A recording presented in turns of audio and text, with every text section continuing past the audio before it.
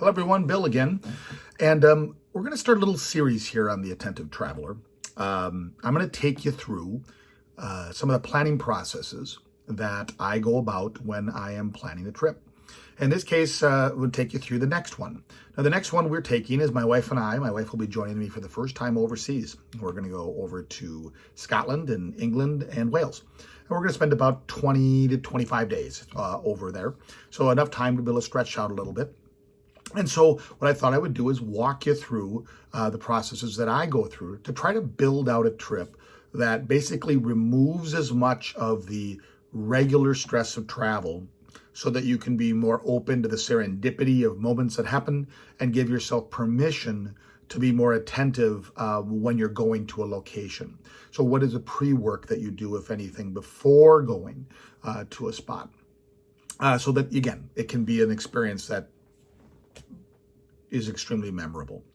So here in this first episode here, this first session, we're going to talk about this is before we even look at an itinerary, or at least before we look at things to do during certain days. This is the pre-trip items, things like visas and passports and airline tickets and transfers and the like. So let's get off and get started. First things first, when traveling international, something you have to do international that you don't have to do domestically, is check to see if there's a visa requirement.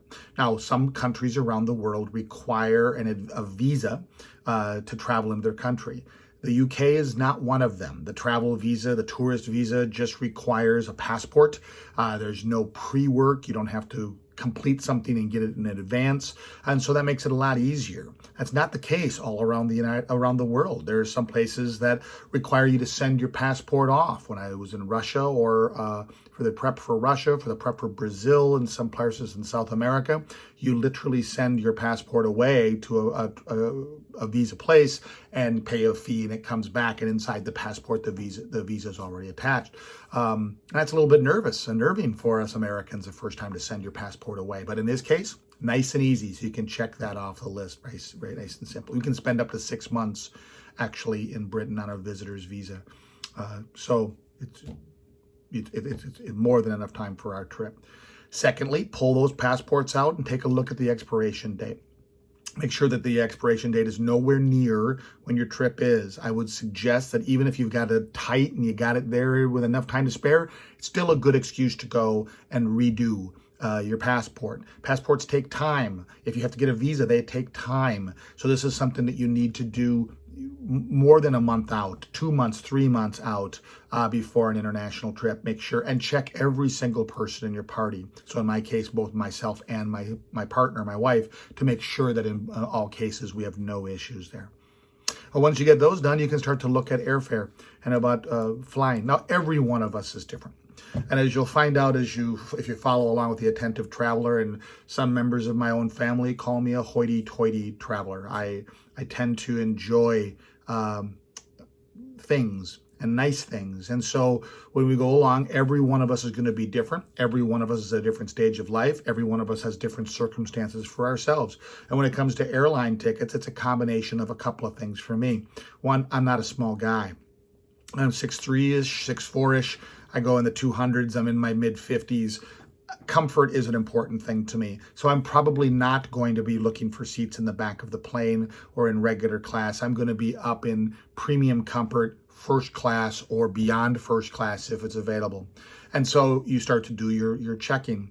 What was unique on this trip for us as well is because of COVID, I had many canceled flights on both of the major airlines from where we live. And where we live in a small hub spot, so you have a choice of basically Delta or American, unless I want to travel to a major hub. And so I have mileage, I have dollars to use on both of them that I have to use before the end of the year. And so that made it a little easier to bump all the way up into the best of classes.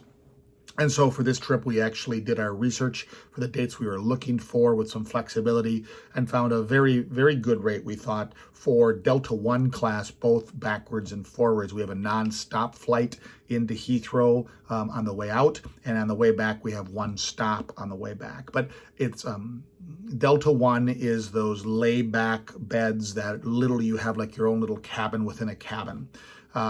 Very, very comfortable. I've flown them before, extremely comfortable, a little pricey. And so they're not for everybody. And a regular first class seat is fine. But one of the unique things about traveling over to Europe for me is I like to travel the overnight. Just makes the time go faster. And so we will on this trip be traveling overnight.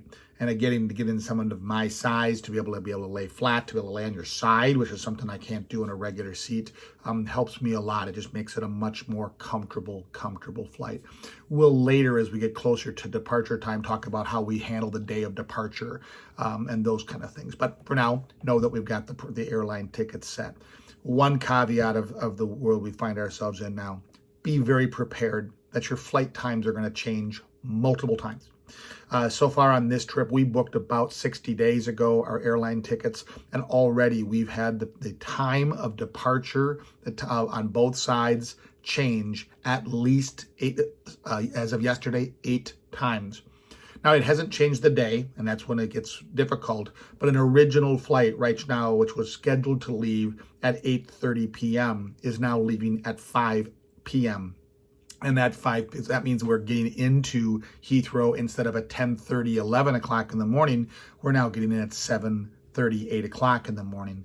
And that makes a big difference of what you're going to do that first day, right? So be very prepared. Don't build an itinerary or an agenda that's just too tight, because you will run out of space and time. So just give yourself a lot of comfort. And the last thing for this little section here is transfers. Now, I was lucky enough to go over to the same locations less than a year ago, and that's what's exciting for me, is to bring my wife along this time. But I just had this nightmare vision of going through Heathrow to transfer to Piccadilly to take a train out of the city. Our first stop will be Bath, and so we're kind of visiting London at the end and Bath first. And so, imagine taking a bunch of luggage and dragging it through the airport down into the subways to take the subway over to Piccadilly to catch a train to go out for 2 hours. Too much stress. Remember, part of the world is removing stress. So one of the things we found, again, through our patron St. Rick Steves, was a company called Celtic Horizons. There's a number of them that use transfers out of Heathrow. But basically what we were able to do is hire our own private driver for a price that was equal to, or at least a little less than, 2 train tickets. So literally after you get off the airplane, go through customs, collect your luggage, and come out the back side. There's a person waiting for you with your name on a sign, and from that point forward, they take control of you to bring you out to their car and bring you comfortably all the way to your first stop.